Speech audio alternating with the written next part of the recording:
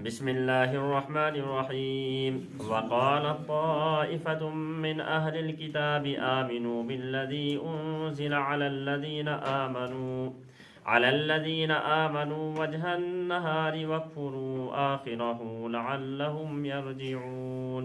ولا تؤمنوا إلا لمن تبع دينكم قل إن الهدى هدى الله أن يؤتى أحد مثل ما أوتيتم أو يحاجوكم عند ربكم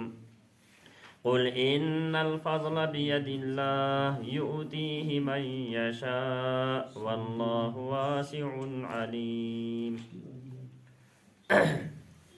یہ سورہ آل عمران کی آیت نمبر 72 اور 73 ہے. بہرحال جو یہ آیت ہے اوپر والی آیت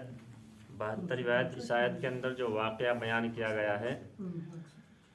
یہودیوں کی منافقت کو بیان کیا گیا ہے کہ وہ کس طریقے سے چال بازی اور چالاکیاں کیا کرتے تھے. صبح کو جو اپنے بندے تھے، جیسے ایک میٹنگ ہوتی ہے، میٹنگ کے اندر کہا جاتا ہے کہ تم جا کر کے ان میں مل جاؤ اور انہی کا روپ دھارن کر لو، انہی کا لباس پہنو، اور پھر شام کو جب واپس آئے تو پھر ان کی نکال کر کے لانا کہ وہ کیا کیا باتیں کرتے ہیں، کیا کرتے ہیں، لیکن اپنے بارے میں کچھ نہیں بتلانا ہے، اپنی بات کچھ نہیں دینی ہے ان کو، صرف ان کی باتیں نکال کر کے لانی ہے. تو وہی کام کیا کرتے تھے وہ، جیسے آج بھی ہوتا ہے. ایک آدمی جب سیاست کے اندر آتا ہے، پارٹی کے اندر آتا ہے، تو وہ کہیں ٹوپی لگاتا ہے، کہیں مزار کے اندر جاتا ہے، کہیں مسجد کے اندر جاتا ہے، دکھانے کے لیے کہ میں لوگوں کا، مسلمانوں کا اتنا بڑا ہمدرد ہوں. حالانکہ ادھر مطلب یہ بھی ہو رہا ہے کہ مسلمانوں کے اوپر حملے ہو رہے ہیں، ایمان کے اوپر اتنے بڑے حملے ہو رہے ہیں، لیکن ظاہری طور پر دکھانے کے لیے، مسلمانوں کا دل جیتنے کے لیے کیا ہو رہا ہے، ٹوپی بھی لگا رہا ہے. اذان جب ہوتی ہے تو اذان کے اوپر رک بھی جاتا ہے کہ دیکھو اذان کا بڑا ادب و احترام ہے، لیکن اندرونی طور پر مسلمانوں کو کمزور کیا. تو وہی کام ان کا تھا، یہودیوں کا. تو اسی کو بیان کیا ہے اس آیت کے اندر. وَقَالَ طَائِفَةٌ مِّنْ أَهْلِ الْكِتَابِ، اور اہل کتاب میں سے بعض ایسے تھے، آمنوا بالذی انزل علی الذی، جو کہتے تھے کہ ایمان لے آؤ جو کچھ نازل ہوا ان پر، یعنی مسلمانوں کے اوپر، وجہ النہاری، صبح سویرے یعنی صبح کے وقت میں، وَاکْفُرُوا آخِرَہُ، اور انکار کر دو اس کا آخری وقت میں یعنی شام کے وقت میں، لعلہم یرجعون، شاید کہ وہ پھر جائے. یعنی وہ چال بازی جو کیا کرتے تھے وہ ان لوگوں کی وجہ سے کیا کرتے تھے جو بیچارے جاہل تھے، علم نہیں تھا، یا اسی طریقے سے ضعیف الایمان تھے، جن کا ایمان ابھی کمزور تھا. مثال کے طور پر نئے نئے ایمان کے اندر داخل ہوئے تھے. اب جو نیا ایمان کے اندر داخل ہوتا ہے تو ضرور کہیں نہ کہیں شک ہوتا ہے، اس کو کوئی نئی بات سامنے آتی ہے اس کے اوپر شک ہو جاتا ہے. تو ان لوگوں کو ایمان سے دور کرنے کے لیے وہ یہ چال بازی کیا کرتے تھے. وَلَا تُؤْمِنُوا إِلَّا لِمَنْ تَبِعَ دِينَكُمْ قُلْ إِنَّ الْهُدَى هُدَى اللَّهِ. پھر یہاں سے بیان کیا گیا، اور مت ماننا تم، وَلَا تُؤْمِنُوا، اور مت مانو تم، إِلَّا لِمَنْ تَبِعَ دِينَكُمْ، مگر انہی لوگوں کی جو تمہارے دین کے متبع ہو، یعنی جو تمہارے دین کے اوپر چلنے والے. یہ بات بتایا کرتے تھے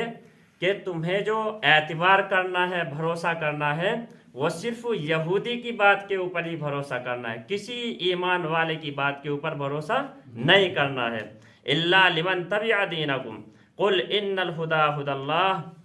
تو اللہ تبارک و تعالی محمد مصطفیٰ رسول اکرم صلی اللہ علیہ وسلم کو فرما رہے ہیں کہ آپ کہہ دیجئے کہ بے شک ہدایت تو اللہ کے ہاتھ میں، ہدایت وہ ہے جو اللہ تبارک و تعالی راستہ دکھائے. دوسری چیز یہاں ایک چیز اور سمجھ میں آتی ہے کہ اصل میں اللہ کے رسول، نبی کا جو کام ہوتا ہے وہ راستہ دکھانا ہوتا ہے، ہدایت دینا نبی کے ہاتھ میں نہیں ہے. ورنہ تو ابو جہل، ابو لہب، جو بڑے بڑے سردار تھے، اللہ کے رسول صلی اللہ علیہ وسلم نے کھلے معجزے دکھائے، کھلے معجزے دکھائے. ابو جہل ہاتھ میں کنکری لیے ہوئے ہیں، وہ کنکری کلمہ پڑھ کر کے گواہی دے رہی ہے، لیکن پھر بھی ایمان نہیں لایا. تو پتہ چلا کسی نبی کے ہاتھ میں ایمان نہیں ہے، ہدایت نبی کے ہاتھ میں نہیں. ادھر اللہ تبارک و تعالی جس کو چاہے اس کو ہدایت دیتے ہیں. حضرت ابو ذر غفاری رضی اللہ تعالیٰ عنہ کو پتہ چلا اللہ کے رسول صلی اللہ علیہ وسلم کے متعلق، تو فوراً اپنے ایک بھائی کو بھیجا کہ جاؤ دیکھو، میں نے سنا ہے مکے کے اندر ایک ایسا آدمی ہے جو نبوت کا دعویٰ کر رہا ہے، جا کر کے بتلایا، پھر خود حاضر ہوئے اور حاضر ہو کر کے اللہ کے رسول صلی اللہ علیہ وسلم کے چہرے انور کو دیکھتے ہی کلمہ پڑھ کر کے مشرف باسلام ہو گئے تھے۔ تو پتہ چلا کہ اللہ تبارک و تعالیٰ کے ہاتھ میں ہدایت ہے۔ قل ان الہدی ھدی اللہ، تو اے محمد صلی اللہ علیہ وسلم آپ کہہ دیجئے کہ بے شک ہدایت وہی ہے جو اللہ تبارک و تعالیٰ ہدایت دے، ہدایت کرے۔ ان یؤتی احد مثل ما اوتیتم او یحاجوکم عند ربکم، اب یہاں سے جو بیان فرمایا ہے، یعنی جو یہودی جو مسلمانوں سے حسد رکھتے تھے، کینہ رکھتے تھے، اس کی وجہ کیا تھی؟ اس کی وجہ یہ تھی کہ آخر اللہ تبارک و تعالیٰ نے ان کو، جو جاہل ہے مکے کے، ان کے پاس علم نہیں ہے، کیونکہ یہودی اس وقت سب سے بڑے علم والے مانے جاتے تھے، جو یہودی تھے وہ سب سے بڑے عالم مانے جاتے تھے کہ انہی کے پاس علم ہے، باقی کسی کے پاس علم نہیں ہے۔ تو اب یہ سمجھتے تھے کہ اللہ تبارک و تعالیٰ نے تمام انبیاء کو ہماری قوم کے اندر بھیجا ہے، اس لیے ہم دنیا کے اندر سب سے افضل ہیں، ہم سے افضل کوئی نہیں ہے، ہم چاہے جو کرے ہمارا کوئی کچھ ہونے والا نہیں ہے۔ وَقَالُوا لَن تَمَسَّنَا النَّارُ إِلَّا أَيَّامًا مَّعْدُودَةً، ہم چاہے نافرمانی کرے، اللہ کی گناہ کرے، کچھ کرے، ہم چند روز کے لیے جہنم کے اندر چلے جائیں گے، پھر ہم کو جنت کے اندر ہی آنا ہے۔ تو یہ ان کا خیال تھا۔ تو جب انہوں نے اللہ کے رسول صلی اللہ علیہ وسلم کو دیکھا کہ یہ مکے کے لوگوں کے درمیان کیسے آ گئے دوسری قوم کے اندر، تو اسی کو یہاں بیان فرما، اسی وجہ سے ان کو حسد اور جلن ہوئی کہ دوسری قوم کو اللہ تبارک و تعالیٰ نے اتنی فضیلت بخش دی ہے ہمارے اوپر کہ یہ جاہل ہے، ان کو کچھ پتہ نہیں ہے، ان کے اندر پیغمبر کیسے آ گئے ہیں۔ ان یؤتی احد مثل ما اوتیتم، اور یہ تمام کی تمام جو کہانی تھی، قصہ تھا، یہ اس لیے ہے کہ ان یؤتی احد مثل ما اوتیتم، کہ کیوں مل گیا ان کو، یعنی اہل مکہ کو، مثل ما اوتیتم، جو تم کو ملا ہوا تھا، یعنی یہودیوں کو جو اللہ تبارک و تعالیٰ نے اتنی فضیلت دی تھی، پیغمبر دیے تھے اور کتابیں عطا کی تھی، شریعت عطا کی تھی، ان کو کیوں دے دیا گیا؟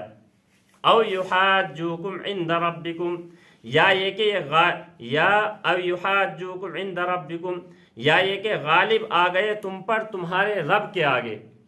یعنی اب ہم مغلوب ہو چکے ہیں، اب یہ لوگ غالب آ گئے ہیں، اسی لیے یہ کہا کرتے تھے کہ جو ان کی مجلس کے اندر جائے گا، یعنی مسلمانوں کی مجلس کے اندر جائے گا، ان کو اپنی کتاب کے متعلق جو ہماری کتاب کے اندر احکام بیان کیے گئے ہیں، یا جو معجزات اللہ کے رسول صلی اللہ علیہ وسلم کے متعلق جو نشانیاں بیان کی گئی ہیں، وہ ان کو ظاہر نہیں ہونے دینا۔ اگر ہم ظاہر کر دیں گے تو یہ لوگ ان کی وجہ سے ہمارے اوپر غالب آ جائیں گے۔ تو یہ تمام کی تمام باتیں اس لیے کیا کرتے تھے، او یحاجوکم عند ربکم، یا وہ غالب کیوں آ گئے تم پر تمہارے رب کے آگے۔ قل ان الفضل بید اللہ یؤتیہ من یشاء واللہ واسع علیم، اللہ کے رسول صلی اللہ علیہ وسلم کو حکم دیا جا رہا ہے کہ اے محمد صلی اللہ علیہ وسلم آپ فرما دیجئے، ان الفضل بید اللہ، کہ بے شک بڑائی تو اللہ کے ہاتھ میں ہے، یعنی کس کو عزت دینی ہے، کس کو ذلت دینی ہے، یہ تمام کا تمام کیا ہے، معاملہ اللہ کے ہاتھ میں ہے، کسی انسان کے ہاتھ میں نہیں ہے۔ یؤتیہ من یشاء، وہ اپنے فضل سے جس کو چاہتا ہے عطا کرتا ہے۔ مکے کا سردار ہو کر کے ابو جہل جنگ بدر کے اندر ذلیل ہو کر کے قتل کر دیا گیا، اور ادھر بلال حبشی کالا کلوٹا مسجد نبوی کا مؤذن بنا دیا گیا۔ تو اللہ تبارک و تعالی عزت دینے والا ہوتا ہے۔ واللہ واسع علیم، اور اللہ